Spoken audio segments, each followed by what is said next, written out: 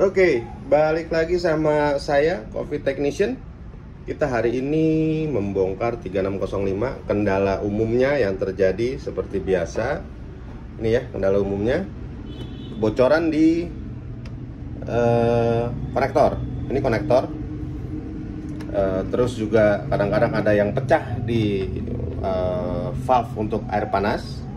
Ada juga yang dia overheat berlebih, dimana nanti ini si termobloknya akan bergoyang atau tidak solid lagi ya. Ini masih solid.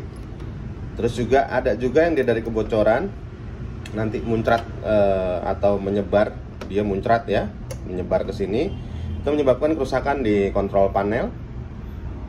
Terus juga karena kebocoran di sini atau leaking kita bilangnya, bisa menyebabkan kerusakan di motherboard. Jadi kerusakan rata-rata FreeTVR seperti itu ya, 3605, yang 3601 seperti itu, karena secara sistem dan build quality sama, jadi kerusakannya mirip-mirip semua gitu. Walaupun di Coffee Technician sudah tahu misalkan ininya aja, tapi kita akan melakukan pengecekan secara keseluruhan, karena jangan sampai kita ganti satu part tapi yang lainnya juga terkendala. Contoh seperti ini ya, ini udah berkarat, bisa jadi karena dia menyemprot air ke sini, di sininya nanti yang panel ininya, kontrolnya yang rusak.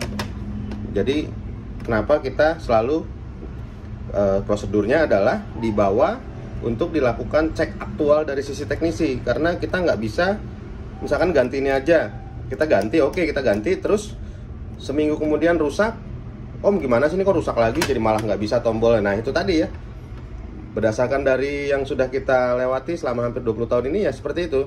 Jadi tidak bisa one by one, tidak bisa menganalisa berdasarkan keterangan sisi konsumen. Karena itu tadi perbedaannya adalah kita akan menganalisa dari sisi teknisi. Secara keseluruhan kita akan analisa.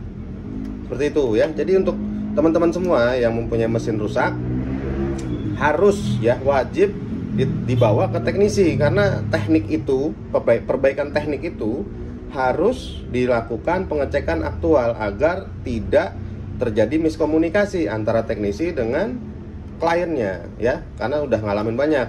Jadi walaupun Coffee Technician pegang banyak mesin, pegang banyak brand, Coffee Technician tidak akan pernah bisa menjawab analisa kira-kira berapa berdasarkan keterangan dari sisi konsumen ya. Seperti itu. Jadi seperti ini, dia bocor. Ada konsumen datang bocor, terus dia ikut antrian ya, keluhannya bocor dari dia ikut antrian, lalu ya sudah. Sekarang kita pengecekan, yaitu tadi kita akan mengecekan secara keseluruhan, secara visual dari mesin tersebut berdasarkan sisi teknisi ya.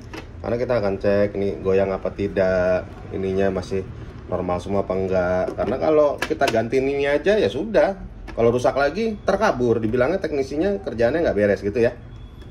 Oke, ini kita lanjut lagi. Kita coba ganti yang ini. Nanti kita ganti dengan yang high quality. High quality itu seperti ini. Nanti tekanannya akan lebih besar dia, karena pipanya lebih kecil. Kan ada juga yang pakai aja yang kuningan. Yang kuningan ya silahkan aja, karena ada harga, ada kualitas.